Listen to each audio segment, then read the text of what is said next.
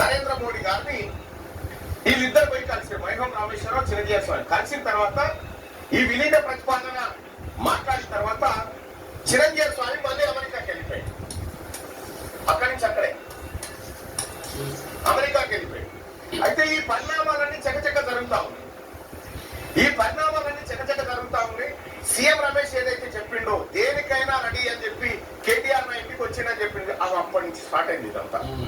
So ఇట్లా BRS పార్టీని బీజేపీలో విలీనం అంటే వీళ్ళ కుటుంబం బయటపడడం కోసం, వీళ్ళ కుటుంబం కేంద్రాల్లోంచి బయటపడడం కోసం పక్కడబందీగా బీఆర్ఎస్ ను బీజేపీలో చేర్చడం. మరి బీజేపీ ఎట్లా కాపాడుతుంది వీళ్ళని?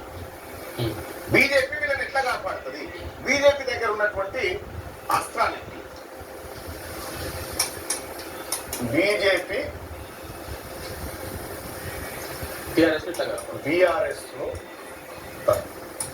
ఎలా కాపాడుతుంది? ఎలా కాపాడుతుంది? ఎలా కాపాడుతుందంటే ఇప్పుడు బీఆర్ఎస్ కు ఉచ్చు బిగిస్తుంది రాష్ట్ర ప్రభుత్వం, కాంగ్రెస్ పార్టీ ప్రభుత్వం తెలంగాణ రాష్ట్రంలో.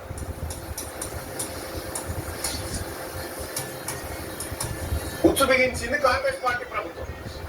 సో ఈ కాంగ్రెస్ పార్టీ ప్రభుత్వాన్ని ఇక్కడ నడిపిస్తున్న ఎవరు? రేవంత్ రెడ్డి. మరి రేవంత్ రెడ్డిని కంట్రోల్ చేయాలంటే భారతీయ జనతా పార్టీ ఎట్లా చేస్తుందంటే, ఎస్ రేవంత్ రెడ్డి నోటుకు ఓటు కేసు ఉంది కదా,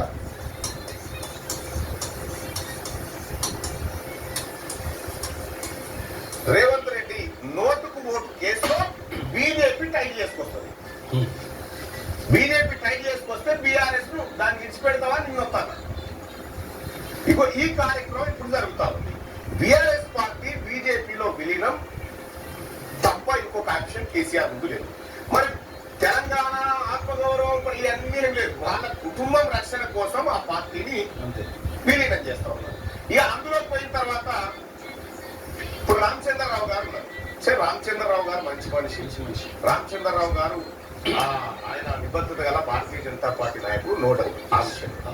కానీ ఇక్కడ మీరు ఇంకో అంశాన్ని చూసుకోవాలి. ఈటల రాజేందర్, బండి సంజయ్, తర్వాత రాజా సింగ్, వీళ్ళు ఉన్నారు కదా, వీళ్ళు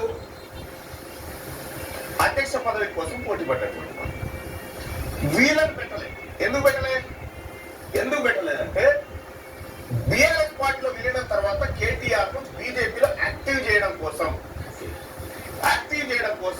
పార్టీ ఆదేశాల మేరకు నడుచుకునేటువంటి రామచంద్రరావు గారిని అక్కడ పెట్టింది. వీళ్ళైతే ఇలా రానియారు కదా, అందుకోసమని ఈ ప్రక్రియ అంతా చాలా రోజుల నుంచి జరుగుతుంది. బీజేపీలో బీఆర్ఎస్ పార్టీ విలీనం దాదాపుగా ఖరారు.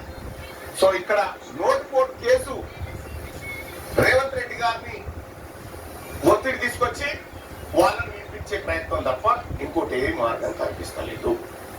సో ఇది ప్రెసెంట్ గా తెలంగాణ రాష్ట్రంలో జరుగుతున్నటువంటి అంశం. ఇక ఇంకొకటి